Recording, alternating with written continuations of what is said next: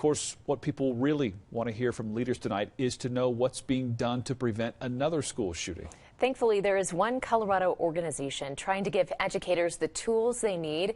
The goal is to stop school shootings altogether, and if we can't, at least diminish the harm done.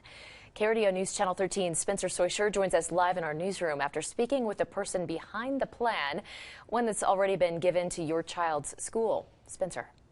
Bart and Heather, Colorado is believed to be the first state to implement these types of guidelines. The creator of the plan says there was no specific shooting that triggered this, but given our history here in Colorado, they needed to try something.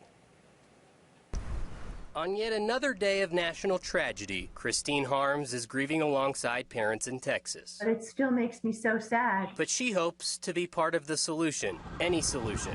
Now she and the Colorado School Safety Resource Center have released a crisis response guidelines for schools. It was created because we know, unfortunately, that schools and school officials in Colorado have had a number of experiences responding to school tragedies. The plan begins with placing a threat assessment team in every school. Take a look at students that may be at risk of violence and try to find resources for those particular students so that they don't continue on a course that leads to violence. Harms says those teams are in place at most Colorado schools already. The guidelines also encourage drills as well, but with a heavy emphasis on letting kids know it's just a drill. Harms says they want teachers to also be able to streamline the process for an emergency. They don't have to go through a chain of command to call 911, for instance. If they think that there's something remiss that needs emergency response, they can make that call and start that process.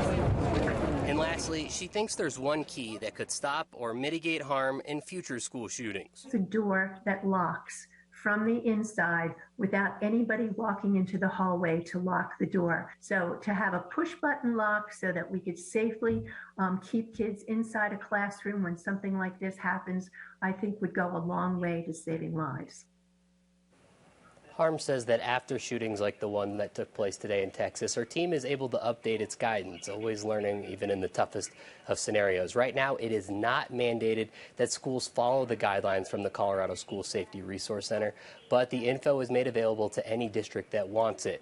We reached out to multiple Southern Colorado school districts tonight to see what their plan is. We've broken all of that down at KRDO.com. Reporting in the newsroom, I'm Spencer Soisher for KRDO News Channel 13. All right, Spencer, thank you.